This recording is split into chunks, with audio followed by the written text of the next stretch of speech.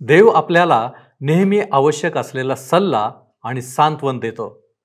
हे आवश्यक आहे की आपण त्याचा आवाज ऐकण्याची किंवा आतून शांत राहण्याची आणि ऐकण्याची सवय लावून घेतली पाहिजे, जेणेकरून तो आपल्याला जे काही सांगतो त्यातील आम्ही काहीही गमावू नये. अशी सवय आपण लावून घेतली आहे काय?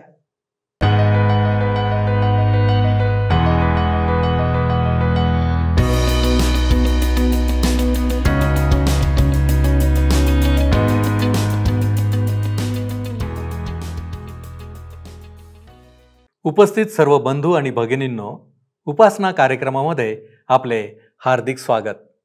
प्रियानो, आज आपण गणना या पुस्तकाचा अभ्यास पूर्ण करणार आहोत. आता इस्रायल लोक अंतिम टप्प्यावर येऊन पोहोचले आहेत.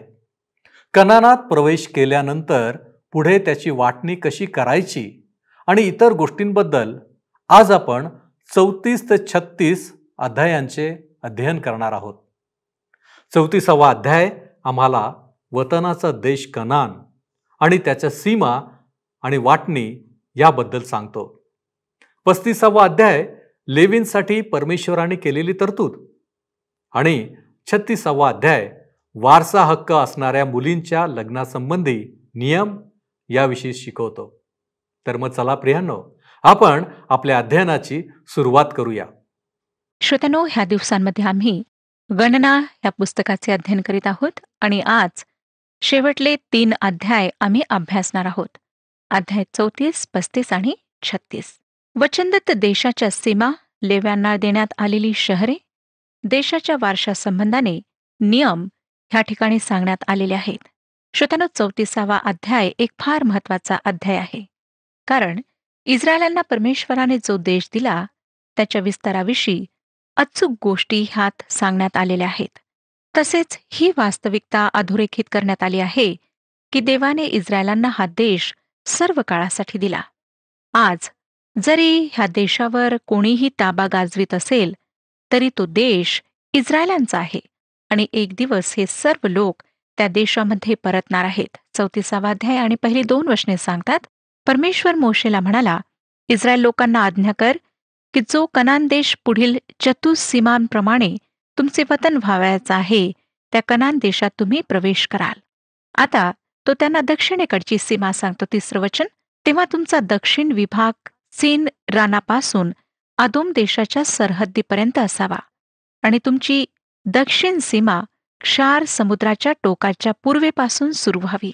नंतर पश्चिमेकडच्या सीमेला दर्शविण्यात आलेले आहे. 4थं वचन, तेथून तुमची सरहद्द अक्रबीम चढावाच्या दक्षिणेस पोहोचून तेथून वळून सीनापर्यंत असावी आणि ती तशीच कादेश बर्न्याच्या दक्षिणेस जावी आणि हसर अद्दारापर्यंत जाऊन अस्मोनास पोहोचावी. मग ती सरहद्द अस्मोनापासून वळून मिसर देशाच्या नाल्यापर्यंत पोहोचावी आणि तेथून थेट समुद्र किनाऱ्यापर्यंत जावी. तुमची पश्चिम सीमा महासमुद्र व त्याचा किनारा राहील, तीच तुमची पश्चिम सीमा होय. नंतर 7 पासून 9 वचनांमध्ये उत्तरेकडची सीमा सांगण्यात आलेली आहे. तुमची उत्तर सीमा ही असावी, महासमुद्रापासून होर पर्वतापर्यंत एक रेषा आखावी आणि होर पर्वतापासून हमाताच्या वाटेपर्यंत रेषा आखून ती सदादापर्यंत न्यावी. मग ती सीमारेषा जिप्रोनास पोहोचून तिचा शेवट हसर एनान येथे व्हावा, हीच तुमची उत्तर सीमा. नंतर तो पूर्वेची सीमा सांगतो. 10 ते 12 वचनांमध्ये तुमची पूर्व सीमा हसर एनान येथून शफामापर्यंत आखावी व ती शफामापासून ऐनाच्या पूर्वेस रिबला आहे तेथपर्यंत उतरत उतरत किन्नेरेत समुद्राच्या पूर्वेकडील किनाऱ्याच्या उतरणीपर्यंत जावी. मग ती सीमा यार्देनेपर्यंत उतरून खाली थेट क्षार समुद्रापर्यंत जावी. तुमच्या देशाच्या चतुःसीमा ह्याच होत. नंतर प्रभू वंशाप्रमाणे विभाजन करण्यास कोण जबाबदार आहे हे सांगत आहे. 16 ते 18 वचने, परमेश्वर मोशेला म्हणाला, जे पुरुष हा देश तुम्हाला वतन म्हणून वाटून देणार आहेत त्यांची नावे ही: एलाजार याजक व नूनाचा मुलगा यहोशवा. वतन म्हणून देशाची वाटणी करण्यासाठी प्रत्येक वंशाचा एक सरदार घ्यावा. ज्यांना ही जबाबदारी सोपवून देण्यात येते त्या प्रत्येक सरदाराचे नाव ह्या ठिकाणी देण्यात आले आहे. मी ही सर्व वचने आपणाकरिता वाचणार नाही, कारण वाचताना असं वाटेल की आम्ही तेच तेच वाचत आहोत. परंतु श्रोत्यानो, त्या दिवसांमध्ये इस्रायलांसाठी हे फार महत्वाचे होते.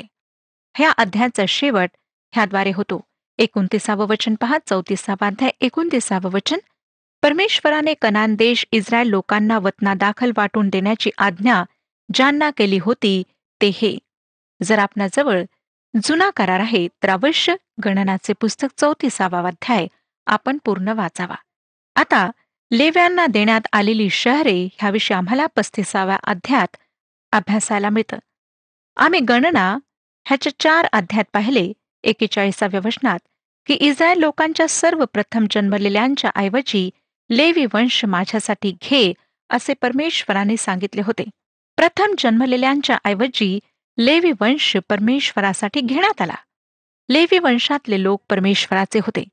इस्रायलांच्या भूमीतून भूमी त्यांना देण्यात आली नाही, परंतु राहण्यासाठी त्यांना शहरे देण्यात आलीत.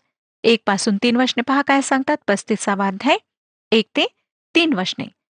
परमेश्वर मोवाबाच्या मैदानात यरीहो समोर यार्देनी तीरी मोशेला म्हणाला, इस्रायल लोकांना अशी आज्ञा कर की तुम्ही आपल्या ताब्यात मिळणाऱ्या वतनातून लेव्यांना राहण्यासाठी नगरे द्यावी आणि त्या नगराच्या आसपासची शिवारेही त्यांना द्यावी.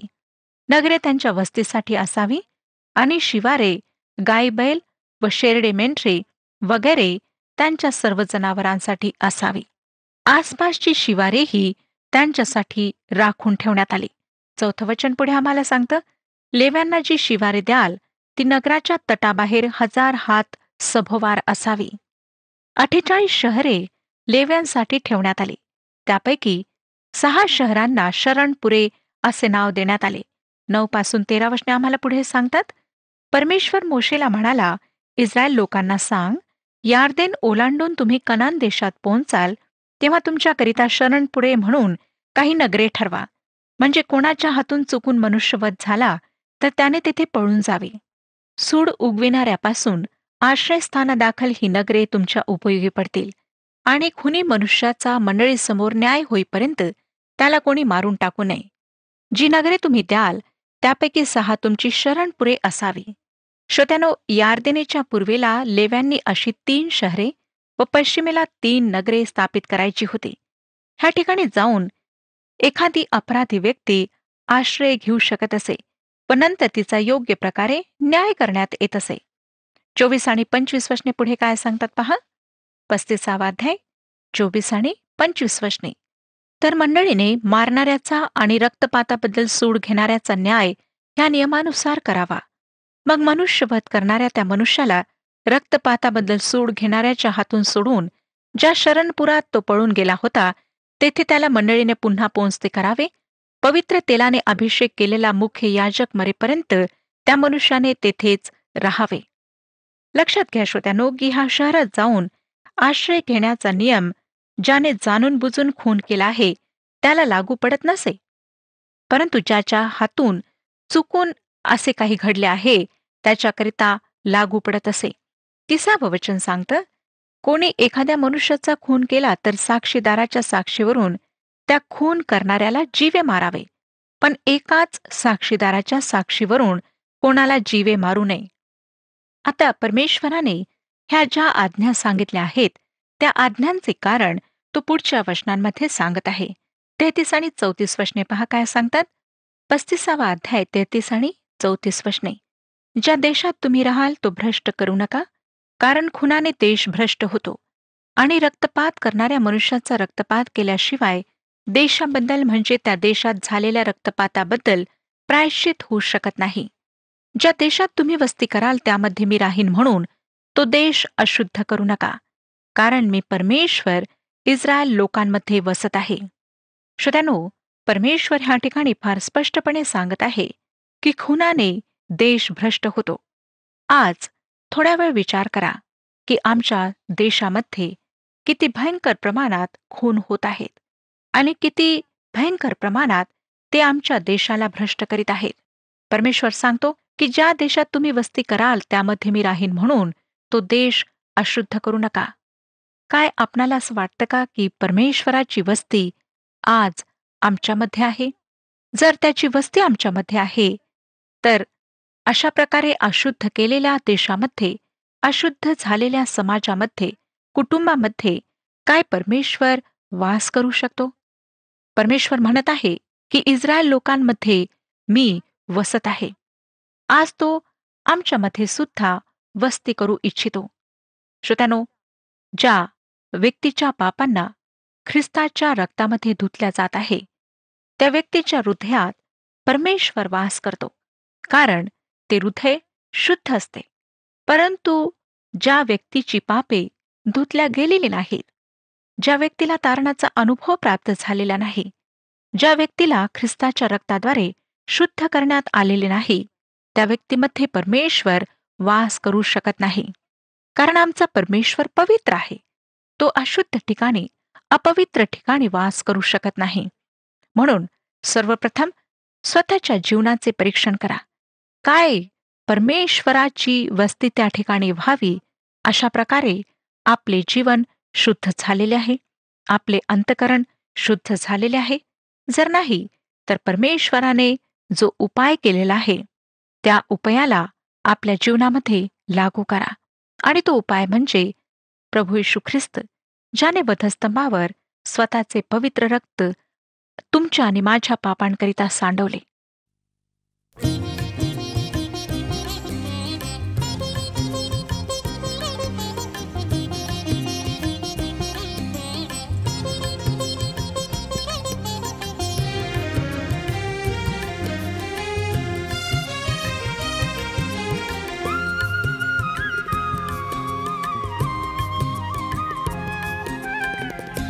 मी उडा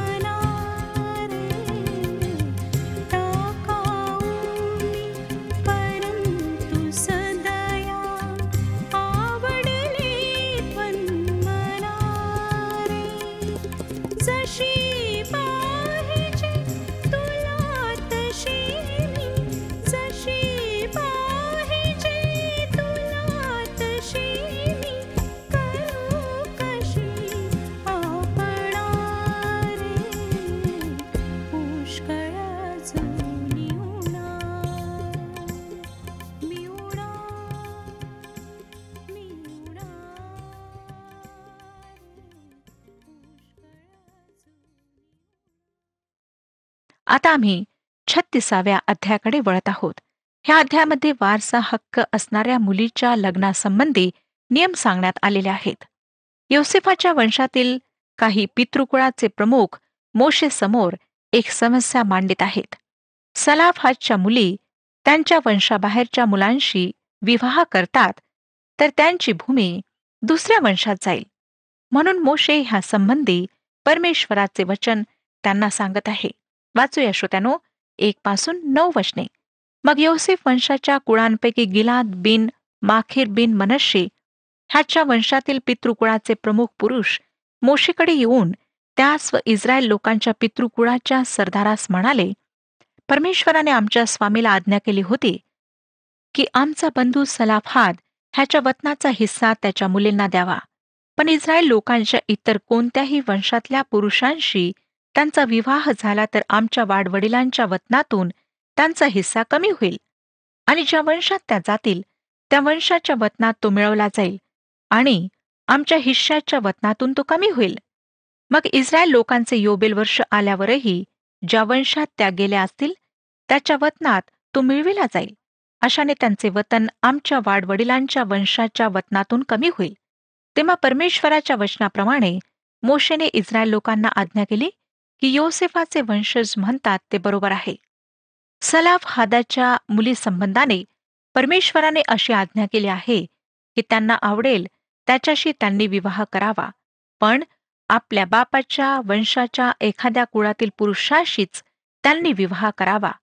इस्रायल लोकांचे वतन एका वंशातून दुसऱ्या वंशात जाऊ नये. इस्रायल लोकातील प्रत्येकाने आपल्या बापाच्या वंशाच्या वतनाला चिकटून राहावे. इस्रायल लोकांच्या कोणत्याही वंशातील कोणत्याही मुलीला वतन मिळालेले असेल तर तिचा विवाह तिच्या बापाच्या वंशाच्या कुळातल्या मुलाशीच व्हावा. अशाने इस्रायल लोकातील प्रत्येकाला आपल्या वाडवडिलांचे वतन मिळेल. कोणतेही वतन एका वंशातून दुसऱ्या वंशात जाऊ नये. इस्रायल लोकांच्या प्रत्येक वंशाने आपल्याच वतनाला चिकटून राहावे. श्रोत्यानो, भूमी त्या वंशातच राहायला हवी असे. कोणीही नेहमीकरिता त्याची संपत्ती गमावित नसे. योबेल वर्षी ती भूमी मूळ वंशाकडे परत येत असे. देवाने त्याच्या लोकांसाठी ही अद्भुत व्यवस्था केली होती. ह्याच प्रकारे त्याने त्यांच्या सर्वांचे रक्षण केले. 36वा अध्याय, पुढची वचने पहा. 10 पासून 13 वचने. परमेश्वराने मोशेला आज्ञा केल्याप्रमाणे सलाफ हादाच्या मुलींनी केले. सलाफ हादाच्या मुली महला, तिर्सा, होगला, मिल्का व नोआ ह्यांनी आपल्या चुलत भावांशी विवाह केला. योसेफ पुत्र मनश्शे ह्याच्या वंशातल्या कुळातच त्यांचा विवाह झाला म्हणून त्यांचे वतन त्यांच्या बापाच्या कुळाच्या वंशात कायम राहिले. मवाबाच्या मैदानात यरीहोसमोर यार्देन नदी तीरी मोशेच्याद्वारे परमेश्वराचे जे नियम व विधी इस्रायल लोकांना लावून दिले ते हे होत. श्रोतानो, ह्याद्वारे गणना ह्या पुस्तकाचा शेवट होत आहे. मोशेने लोकांमध्ये जी सेवा केली ती सुद्धा ह्याद्वारे समाप्त होते. अनुवादामध्ये मोशेची खाजगी सेवा पाहायला मिळते. या पुस्तकात देवाचे लोक इस्रायलांच्या रानातील प्रवासाची फक्त काहीच दृश्ये आम्हाला दाखविण्यात आलीत, ज्यामध्ये अपयश, बंड, कुरकुर, अश्रू आम्हाला पाहायला मिळालेत. ज्यामध्ये आमच्या जीवनासाठी जेव्हा आम्ही ह्या जगातील अरण्यातून प्रवास करीत आहोत तेव्हा शिकण्यासारखे काही महत्वाचे पाठ ठेवलेले आहेत. जेव्हा इस्रायली लोक पुढे कूच करीत होते तेव्हा ते कादेश बर्न्या येथून निघाले. यावेळी त्यांचा मोहरा ठामपणे वचनदत्त प्रदेशाकडे रोखलेला होता. त्यांची वाट अवघड होती. प्रवास पूर्वीपेक्षा बिकट होता. पण श्रोत्यानो, त्यांचा विश्वास नव्याने जागृत झालेला होता. त्यांना शिस्त लागली होती आणि विजय देणारा देवाचा हात त्यांना विजय देत त्यांच्याबरोबर पुढे जात होता. देव जे उत्तम प्रतीचे आहे तेच आम्हाला देऊ इच्छितो. तो उत्तम मार्ग दाखवतो. पण श्रोत्यानो, आम्ही आमच्या जीवनामध्ये तो जे काही शिकवतो, जे काही तो आम्हाला सांगू इच्छितो त्याला नाकारतो. तो आम्हाला त्याच्या चांगल्या मार्गावर घेऊन जाऊ इच्छितो, परंतु आम्ही त्याचा मार्ग सोडून दुसरीकडे वळतो. मग आमच्या जीवनातील ती संधी जाते. ती आम्हाला पुन्हा मिळत नाही. पहिल्या खेपेसच वचनदत्त प्रदेशात जाण्याचे नाकारणारा 20 वर्षावरील प्रत्येक पुरुष रानातच मरण पावला. त्यांच्यापैकी एकाचेही पाऊल वचनदत्त देशात पडले नाही हे आम्ही पाहिले. परंतु श्रोत्यानो, आमचा जो सृष्टीकर्ता, निर्माणकर्ता परमेश्वर आहे, तो दयाळू आहे. तो आम्हाला दुसरा मार्ग दाखवतो, दुसरी चांगली संधी देतो. केव्हा केव्हा तो तिसरी संधी सुद्धा देतो, कारण त्याच्या दयेला अंत नाही. तो आम्हाला 70 वेळा क्षमा करतो. तो आम्हाला त्याच्या मार्गावर आणतो. त्याची कृपा कधीच समाप्त होत नाही. परंतु पहिल्यांदा सर्वोत्तम संधीचा लाभ न घेतल्याने आम्ही मोठ्या आशीर्वादांना मुकतो आणि उगाचच भरताडीची ओझी वाहून कष्टी होतो. आणि ह्यात आमचेच नुकसान आहे. म्हणून श्रोत्यानो, आज जर परमेश्वर आपणाला संधी देत आहे, तर ह्या संधीचा फायदा घ्या. ह्या संधीला गमावू नका. त्याच्या वाणीला आपण दुर्लक्षू नका. त्याच्या आमंत्रणाला नाकारू नका.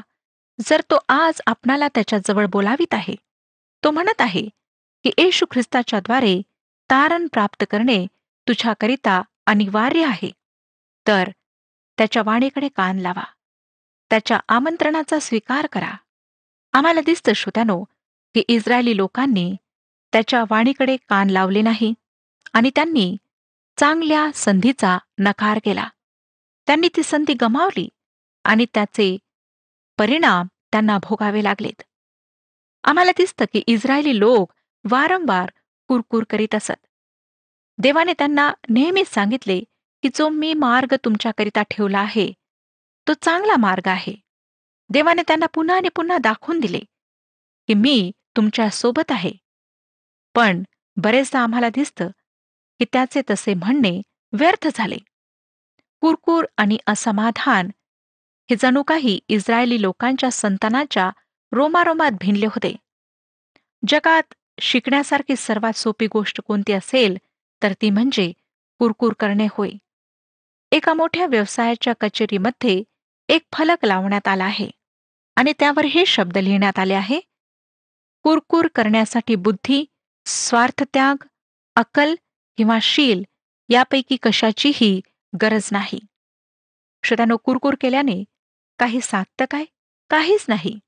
कितीही कुरकुर केली तरी ओझे हलके होईल काय? कितीही कुरकुर केली तरी अडचणी दूर होतील काय? होत नाहीत. काहीच फायदा होत नाही. उलट कुरकुर केल्याने बिकट परिस्थिती अधिकच बिकट होते. परंतु आम्हाला दिसतं की हा मानवी स्वभाव आहे. आम्ही थोड्या थोड्या गोष्टींसाठी कुरकुर करू लागतो. इस्रायली लोकांचे कनानी लोकांशी युद्ध जुंपले व त्यात इस्रायली लोक निराश झाले. मग अदोमाच्या प्रांतामधून जाण्याऐवजी त्यांना बाजूने वळसा घालून जावे लागले, म्हणून त्यांची कुरकुर सुरू झाली. मान्य खाऊन ते कंटाळले, म्हणून ते पुन्हा देवाविरुद्ध आणि मोशेविरुद्ध कुरकुर करू लागले. जणू समाधान हा शब्दच त्यांना माहीत नव्हता.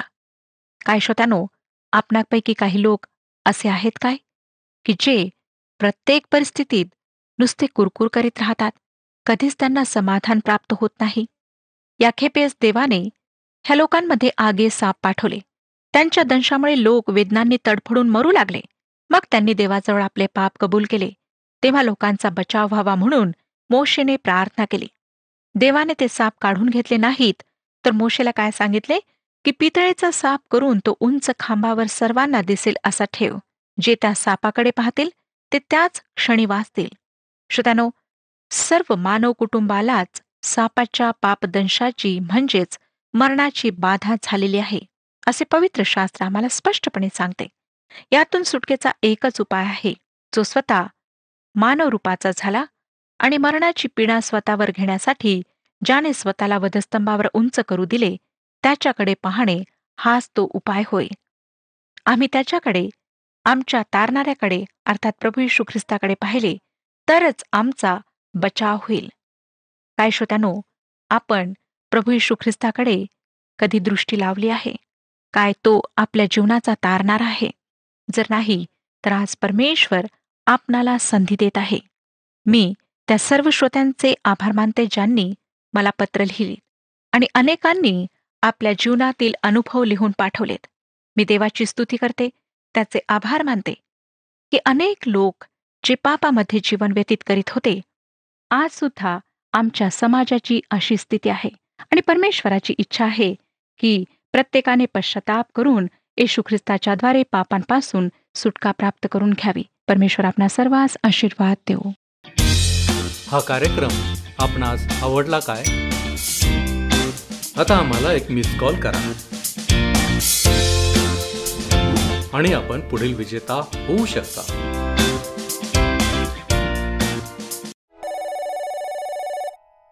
प्रियांनो, आज आपण बायबलमधील आणखी एका पुस्तकाचे म्हणजे गणना या पुस्तकाचे अध्ययन पूर्ण केले आहे.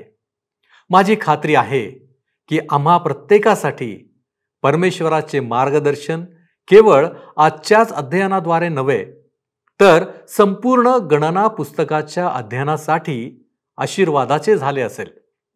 एक गोष्ट आमच्या लक्षात आली असेल की प्रभू परमेश्वराला आमचे सानिध्य हवे आहे. तो आजही आम्हाला मार्गदर्शन करण्यास तयार आहे. त्याची अपेक्षा फक्त हीच आहे की आम्ही त्याचे आज्ञा पालन करावे, आम्ही ऐकावे. आमचा गेलेला प्रत्येक क्षण पुन्हा येणार नसतो, म्हणून प्रत्येक समयाला आम्ही देवाचे आहोत, त्याचे लक्ष आमच्याकडे आहे हे आपण विसरू नये. प्रियांनो, उद्यापासून आपण नवीन करारातील योहानकृत शुभवर्तमान याचे अध्ययन सुरू करणार आहोत. देव करो आणि त्याचेही अध्ययन करण्यासाठी परमेश्वर आपणास सहाय्य करो. आपण प्रार्थना करू. प्रभूजी, आम्ही तुझे उपकार मानतो, तुझ्या नावाला धन्यवाद देतो प्रभूजी, की आणखीन एक पुस्तक पवित्र शास्त्रामधील परिपूर्ण करण्यासाठी, त्याचा अभ्यास पूर्ण करण्यासाठी प्रभूजी तू आम्हाला संधी दिलीस. आणि आम्ही तुझे उपकार मानतो की अनेक लोकांनी त्याचा उपयोग करून घेतलेला आहे. गणना पुस्तकाच्या द्वारे ज्या गोष्टी तू आम्हाला शिकवल्यास त्यांची आम्ही उजळणी करतो, आठवण करतो आणि तुझे मनापासून आभार मानतो. होय प्रभूजी, ही सर्व शिकवण आमच्या अंतःकरणामध्ये ठसावी आणि आमच्या प्रत्येक कृतीमधून ती प्रकट व्हावी, म्हणून आम्ही तुझ्याकडे सहाय्य मागतो. प्रभूजी, तू आम्हाबरोबर आहेस आणि विशेष करून तुला आमचं सानिध्य हवं आहे हे आम्ही जाणलेलं आहे. यासाठीच प्रभूजी आम्ही निश्चय करतो की तुझ्या मार्गांमध्ये राहून तुझ्या आज्ञांचं पालन करून प्रभू परमेश्वरा आम्ही तुला संतोष देण्याचा प्रयत्न करू. आणि म्हणून प्रभूजी तू आम्हाला सहाय्य कर. येशू ख्रिस्त आमचा प्रभू याच्याद्वारे मागतो, म्हणून तू ऐक. आमेन. येशूची कृपा आपणाबरोबर सदैव असो.